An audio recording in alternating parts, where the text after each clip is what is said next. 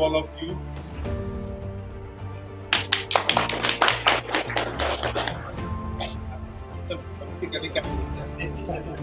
Director हूँ मैं northern region का, दिल्ली में बैठता हूँ और ये एफएससी जो अपना श्रीनगर का है वो मेरे ही अंदर में आता है। इस रिस्पॉन्सिबिलिटी के लिहाज से मैं यहाँ पर आया हूँ और ये देखकर मुझे बहुत ही खुशी हो रही है कि ऐसे रिमोट एरिया में हमने ये कैंप लगाया है और ये टूरिस्ट प्लेस है और यहाँ काफ़ी लोग इससे बेनिफिटेड होंगे।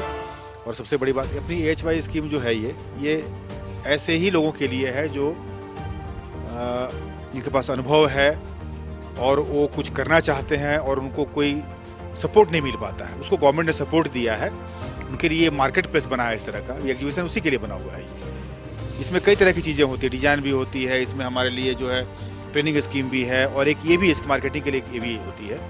जो ओवरऑल हमारी स्कीम हो AHY है, अम्बेडकर हस्तशिल्प विकास योजना करके उसकी होती है। तो ये बेसिकली एक हमारी जो एग्जीबिशन है ये मार्केटिंग का प्लेटफॉर्म दिया गया है, जो कि अपने गरीब आर्टिसंस के लिए प्लेटफॉर्म बनाया गया और यहाँ उनकी जो भी सेल वगैरह होगी उनके लिए होगी, इसमें कोई गवर्नमेंट लेगी नहीं उससे कुछ।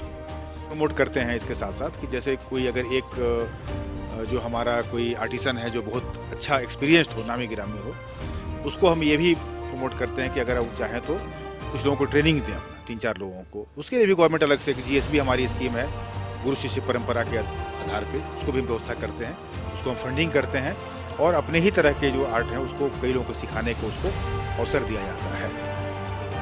तो हमने इनको मार्केट प्लेस दे दिया और यही नहीं, जो इसमें से जो कुशल कारीगर हैं, जो अच्छे स्किल्ड हैं, उनको हम बाहर भी भेजते हैं।